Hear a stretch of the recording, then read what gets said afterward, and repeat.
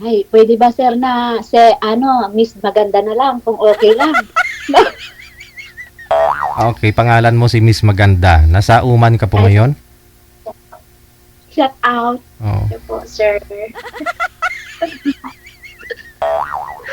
Oh, nasa Uman po kayo ngayon? Wala sir, nasa damang. Anda, ma'am. Okay. Ilang taon ka na nga po ulit? 41 sir. 41. Anong trabaho mo dyan? Katulong sir, tagays is ng Inodoro. Akala ko nagchichismis. Di, Andito kasi ako sir sa kusina. Sino po yung kasama mo dyan? Kasama ko po yun sa bahay. Mabuti at may kasama po kayo dyan, Pinay din, no?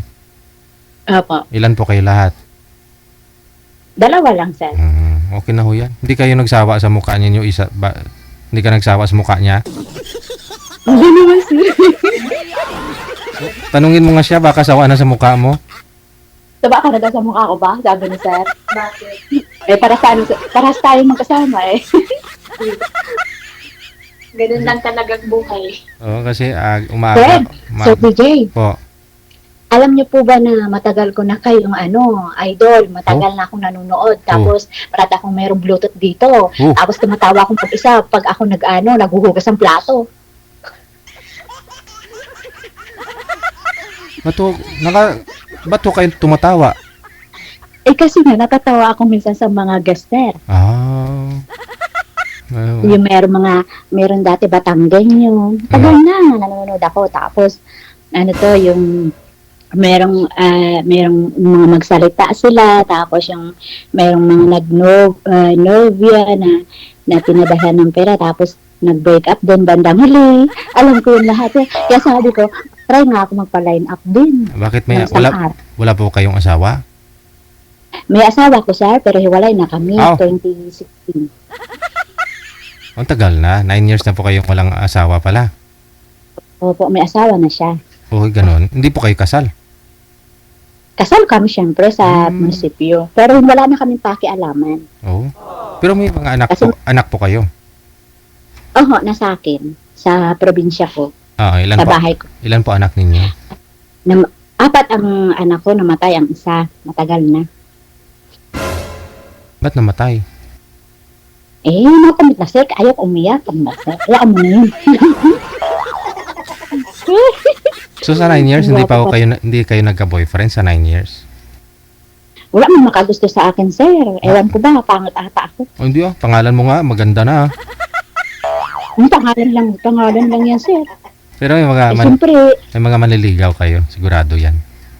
Wala, sir, ako manligaw kasi sa totoo lang, sir, I swear, hindi talaga ako gustuhin ng lalaki kasi siyempre, expire na. Pag-expire na, wala na nakakagusto. 41 ka pa lang, nung naghiwalay kayo ni mister mo, 42 years old pa lang, 32 years old pa lang kayo that time? Oo nga, sir, pero siyempre, di ba, sir, hindi ako, ayaw ko naman sabihin na, siyempre, pag maghiwalay, nagkaanak ka, expire na lahat, pati katawan. Grabe naman, inabuse talaga, tinudo talaga ni mister mo? Hindi ba? Ibig ko sabihin na pag nanganak ba, siyempre, ang lahat yung ibang lalaki kasi gusto, maganda, sexy, yung merong dating, di ba? Ay, ako wala na ako ipagmalaki. Lahat kumupos na. Kung sa bulay parang biglang Nahuyos. Oo, biglang kumupos. Ano ba yun? Kumupos. Ay, sir, mashallah, inshallah. Wala, sir. Idol ko kayo matagal na. Ilang taon na. Ilang years Ilang years ka na po ba nag-abroad? Nag-abroad ako, sir, 2014 hanggang ngayon. Pabalik-balik. Okay, so 11 years ka na rin pala, no? Yun siguro ang rason bakit kayo naghiwalay, no? Hindi naman ganun, sir. Siguro. Ewan ko, sir. Ako man, ayaw ko na mag-comment yan, sir. Bahala sila sa buwan nila. Kasi nasa abroad ka eh. Kasi kung doon ka po sa abroad man ako, sir, pero hindi nila alam ang hirap. Kala nila okay lang. Okay lang. Mahirap kaya pag sa abroad, nakaka-homesick yun. Homesick pala. Homesick. Sir talaga. Gusto ko yung mga ganyan pa to. Homesick. Sir, kamusta naman po kayo? Okay lang. Hindi naman ako nagbabago. Ganun pa rin gwapo man. Puri usog. Hindi ako makapaniwala na nandito na ako ngayon ah. Ba't ngayon ka lang po kasi nag-PM dito? Matagal ka na kamo gustong sumali? Kasi nga sir, baka sabi ko, baka tumawag si Sir DJ, may trabaho ako, hindi ko masagot, kaya nag-aalinlangan ako. Ngayon, nag-text naman po kayo na pwede ko po ba kayong i-line up? Sabi ko, sige, kasi free pa ako sir. Mag-start work ako eh. May mga inaalagaan po kayo dyan? Yung isa po, taga-alaga. Mm. Dalawang bata. Ikaw, yung tagaluto, ikaw Tagalinis, taga-is-is ng CR, tagalinis. Yan. Okay. So, umuwi na po kayo dito sa Pilipinas, nagbakasyon. Nagkita na po kayo, may closure na kayong mister mo, may usapan na po kayong dalawa, na wala na pakialam. Oo. Kumatagal na sir, kasi may asawa na siya. Hindi na kami nag-usap. May mga anak na rin. Bali, pag umuwi ako ng Pilipinas, kapatid ko ako nag-stay sa Parañaque.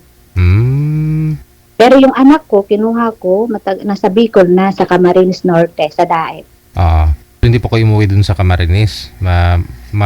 Kasama mo lang mga anak mo? Hindi po kayo umuwi dun? Doon na po kami, sa Daet. Okay. So, ano naman po? Sir, sir, maganda ba ako sa camera, sir? Maganda. Alam mo ba, sir, parang ang mukha ko sa camera, parang tikbalang ba? Hello? Hindi Oo, ba't ang laki-laki ng mukha ko? Masyado kasi malapit. Ganun talaga. Pag malayo, ayun, hindi maliit. Wala kasi akong sir. Headphone. Okay lang. Okay naman. Parang bagong gising ka nga, Hindi sir, kasi alam mo din ako mahilig mag-suklay-suklay, kaya may baby hair kasi kaya nagtatayuan. Hayaan mo na yan, sir. Aba, may baby hair. Tao pa rin. May baby hair.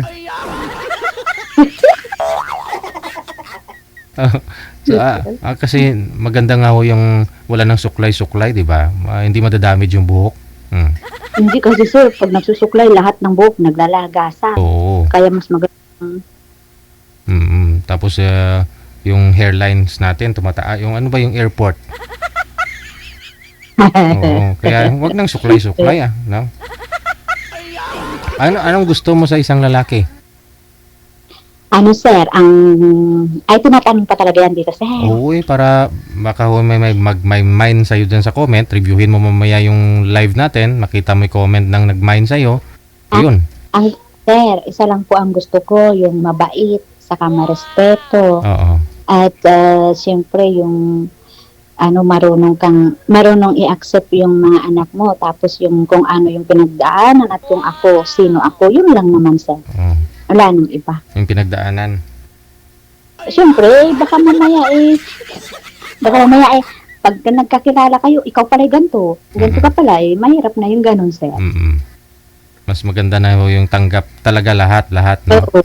Tanggap na lahat. Kung expire man ang katawan mo, tanggap na rin lahat. Pero 9 years, hindi pa ako kayo nagka-boyfriend talaga? Hindi pa, sir. Pag sure ba? Oo nga. Sure man ako, sir. Kung may boyfriend ako, hindi ako magsari dito. Shout out sa aking anak, please, panoorin. Text ko yung aking anak mamaya sa messenger, sabihin ko, panoorin ako tayo, GG. Ilang taon na po yung panganay mo? 21, sir. Hindi malaki na, no? Tapos yung bunso mo, yung pangatlo? 14, sir. 14. Yun naman po pala lahat nag-aaral? Opo, sir, nag-aaral. Sige. Hanapan ho kita ng anong gusto mo nasa abroad dito sa Pilipinas? Kayo nang bahala, sir. Ayoko na magpili-pili man. Mas maganda na rin ho yung maibigay namin sa'yo, yung gusto mo talaga. Pilipinas, siyempre, sir. Wala namang malayo, walang malapit. Pilipinas, Sabagay, uwi ka naman dito sa Pilipinas, Oo, sir, siyempre, pag mahal ka ng isang lalaki, di mag-antay yan. Di ba ga, sir? Hindi pa ho kayo lumipat o hindi po, dyan lang po kayo dyan sa amo mo? Hindi ho kayo umalis na... Hindi, sir. Naglipat na ako. Dati sa Riyadh ako. Ba't naman ho lumipat kayo dyan? Sir, tapos na ako doon. Gusto ko naman yung iba para yung sabi ko siyempre pag ang among pinsan, hindi okay. Kaya minsan mapilitan lumipat. Hindi okay yan, lipat lang. Tiis lang. So, nagsawa, edi maghanap ng iba, no? Parang pag-ibig yan, no, sir? Oo. Sa una pala, Mm. sa una, sweet. Pag sa sunod na, matabang-tabang na. Sige. Mas okay na rin ho yung matabang kaysa sa sweet kasi magkaka-diabetes ka. Sa bagay, sir. Hanapan na kita ng ibang ng makakausap, ma'am, ha? Diyan ka lang, ha? Stay ka lang sa Okay, line. sir. Okay. 40...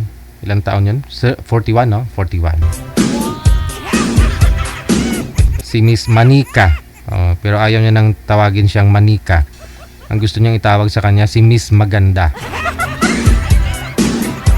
Baka ho gusto niyong kakausapin, no? Nasa line 1 po siya sa Imo. PM po kayo dito sa Imo. Install po kayo ng Imo. Tapos create po kayo ng account. Tapos hanapin niyo po itong account namin. Yan. +63961 3560 194. I-PM niyo po dyan na gusto mong kakausapin si Miss Maganda. OFW TV Radio, powered by Gel FM 90.7.